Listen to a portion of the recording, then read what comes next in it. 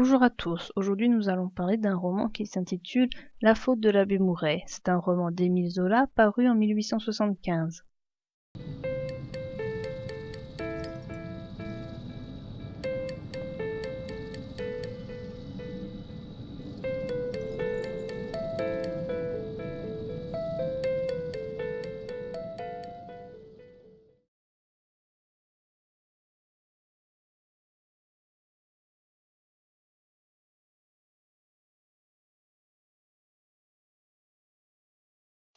Un jeune prêtre qui s'appelle l'abbé Mouret exerce dans une église d'un village qui s'appelle les Artaud.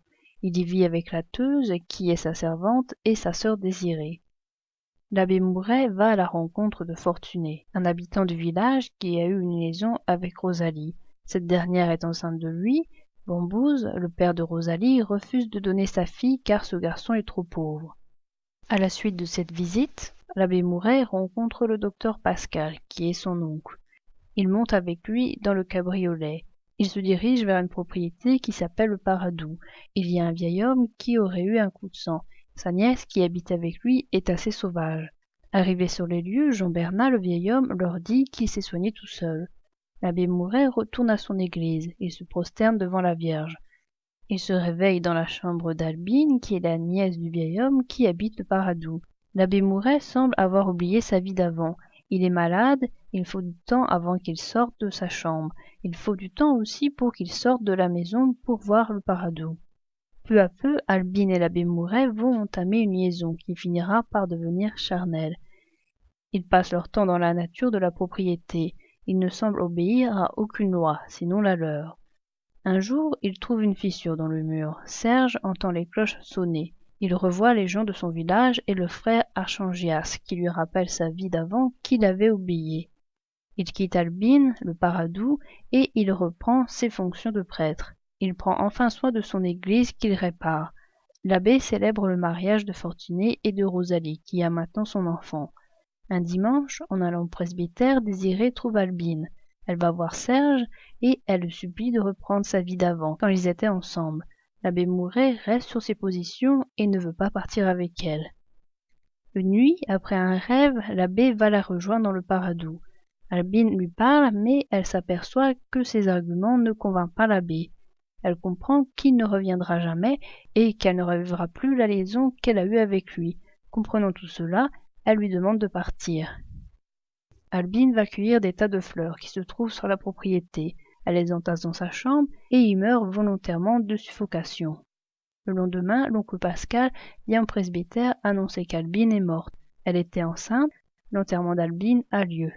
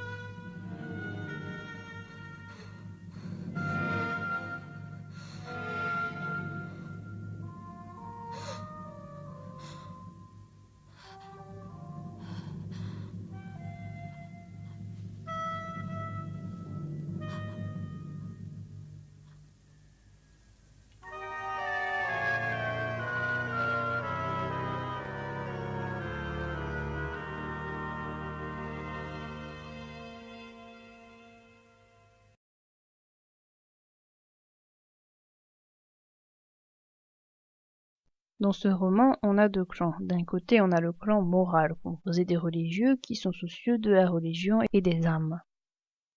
De l'autre côté, on a le clan physique, composé d'une majorité de paysans qui ne sont soucieux que de leurs vignes et de leurs récoltes.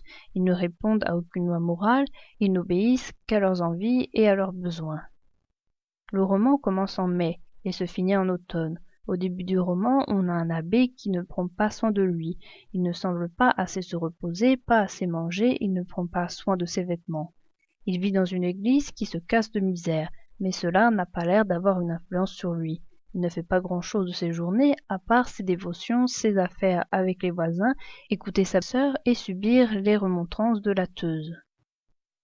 Au début du roman, on se rend bien compte que l'abbé a l'air mal entouré. Les gens de son village, qui s'appellent les Artaud, m'ont l'air d'un caractère bien trempé, aussi bien les femmes que les hommes. Sa sœur, Désirée, semble être une belle femme, mais dans sa tête, elle est toujours restée une enfant. Les seuls liens qu'elle semble avoir, c'est avec les animaux, à part avec la Teuse et l'abbé Mouret. Elle est toujours béate devant les animaux, surtout devant les nouveau-nés. La Teuse, dans le roman, est la seule qui a un sens pratique. L'abbé rencontre Albine, qui a 16 ans. Elle n'a aucune limite. Elle fait toujours tout ce qui lui plaît de faire. Elle vit la plupart du temps enfermée dans son paradou. Albine est quelqu'un qui est coupé du monde. On comprend qu'elle ne sache pas ce qu'elle doit faire et ce qu'elle ne doit pas faire.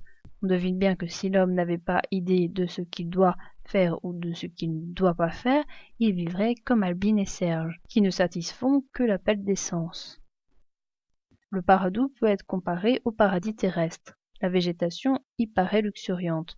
Les deux amants semblent n'y manquer de rien. La végétation est autre que celle qui devrait être normale dans le pays. Les paysans doivent faire face à une terre sèche, alors que la terre a l'air très prolifique au paradou. Elle semble y faire pousser n'importe quoi et à profusion. En quelque sorte, Serge naît 3 fois. Il naît selon sa naissance, il renaît avec Albine, et il renaît dans son retour à l'état de prêtre. Lors de sa seconde naissance, Albine est déjà là. C'est la première personne qu'il voit, et ça sera par ailleurs la seule, l'oncle n'étant pas là.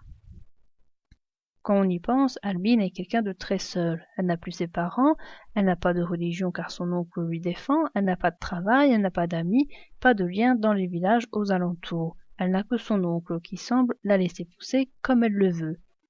Finalement, c'est triste car personne, absolument personne, ne semble regretter Albine, fois morte. On pourrait s'attendre à plus de sentimentalité de la part de l'abbé Mouret. Or, ce n'est pas le cas. On a 2 groupes. Il y a un premier qui écoute la nature et leur corps, cela n'a aucun problème. Et il y a un second clan constitué par ceux qui n'écoutent pas. C'est le cas du frère Archangias qui en veut aux femmes. Il pense qu'elles sont source de tous les malheurs sur terre et que la seule solution pour ne plus avoir d'ennui serait de s'en débarrasser. Dans ce second groupe, il y a également l'abbé Mouret qui adore trop sa religion.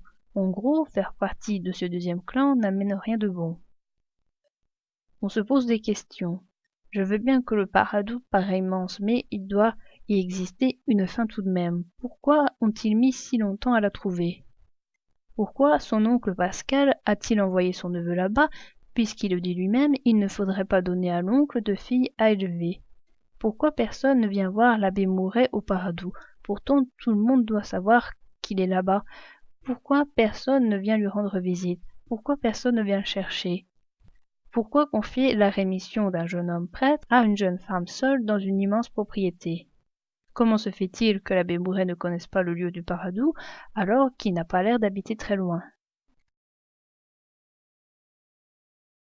La grande chambre bientôt fut parée. Elle avait posé une lampe allumée sur la console. Elle triait les fleurs amoncelées au milieu du carreau, elle en faisait de grosses touffes qu'elle distribuait à tous les coins. D'abord derrière la lampe, sur la console, elle mit les lys, une haute dentelle qui attendrissait la lumière de sa pureté blanche.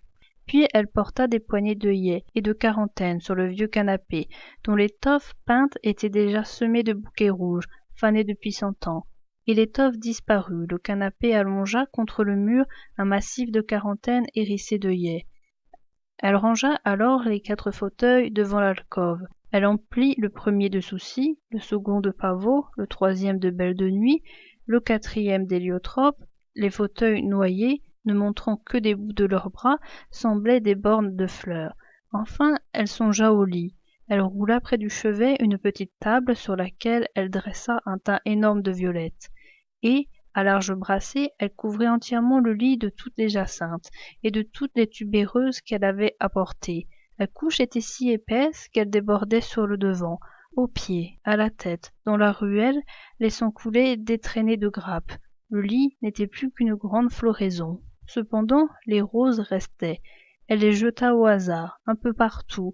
Elle ne regardait même pas où elles tombaient. La console, le canapé, les fauteuils en reçurent. Un coin du lit en fut inondé. Pendant quelques minutes, il plut des roses à grosses touffes, une averse de fleurs lourdes comme des gouttes d'orage, qui faisaient des mares dans tous les trous du carreau. Mais, le tas ne diminuant guère, elle finit par entresser des guirlandes qu'elle pendit au mur.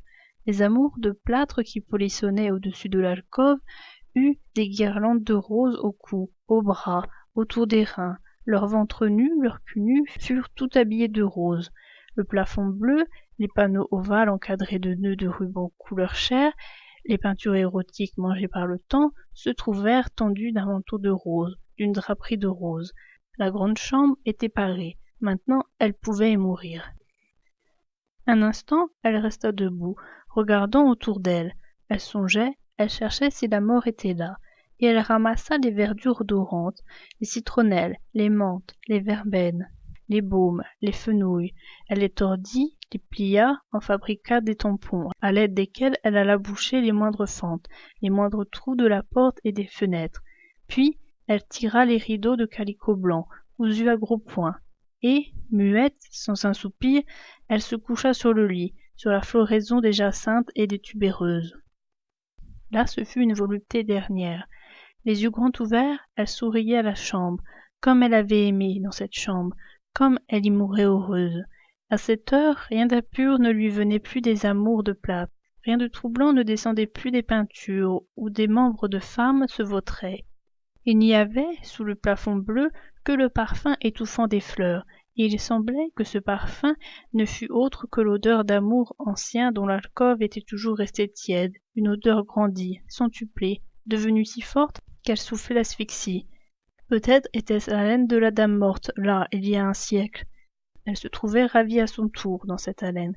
Ne bougeant point, les mains jointes sur son cœur, elle continuait à sourire. Elle écoutait les parfums qui chuchotaient dans sa tête bourdonnante. Il y jouait une musique étrange de senteur qui l'endormit lentement, très doucement. D'abord c'était un prélude gai, enfantin. Ses mains, qui avaient tordu les verdures odorantes, exhalaient l'âpreté des herbes foulées, lui contaient ses courses de gamine au milieu des sauvageries du Paradou. Ensuite, un chant de flûte se faisait entendre, de petites notes musquées qui s'égrenaient du tas de violettes posées sur la table, près du chevet, et cette flûte, brodant sa mélodie sur la laine calme, l'accompagnement régulier des lys de la console, chantait les premiers charmes de son amour, le premier aveu, le premier baiser sur la futaie. Mais elle suffoquait davantage. La passion arrivait avec l'éclat brusque des œillets, à l'odeur poivrée, dont la voix de cuivre dominait un moment toutes les autres. Elle croyait qu'elle allait agoniser dans la phrase maladive des soucis et des pavots qui lui rappelaient les tourments de ses désirs, et, brusquement, tout s'apaisait. Elle respirait plus librement. Elle glissait à une douceur plus grande, bercée par une gamme descendante des quarantaines, se ralentissant, se noyant jusqu'à un cantique adorable des héliotropes, dont les haleines de vanille disaient l'approche des noces. Les belles de nuit piquaient çà et là un trait discret, puis il y eut un silence. Les roses, languissamment, firent leur entrée. Du plafond coulèrent des voix, un chœur lointain. C'était un ensemble large, qu'elle écouta au début avec un léger frisson. Le cœur s'enfla. Elle fut bientôt toute vibrante des sonorités prodigieuses qui éclataient autour d'elle. Les noces étaient venues, les fanfares des roses annonçaient l'instant redoutable. Elle, les mains de plus en plus serrées contre son cœur, pâmée, mourante, haletait. Elle ouvrait la bouche, cherchant le baiser qui devait l'étouffer, quand les jacinthes et les tubéreuses fumèrent, l'enveloppèrent d'un dernier soupir, si profond qu'il couvrit le cœur des roses. Albine était morte dans le hoquet suprême des fleurs.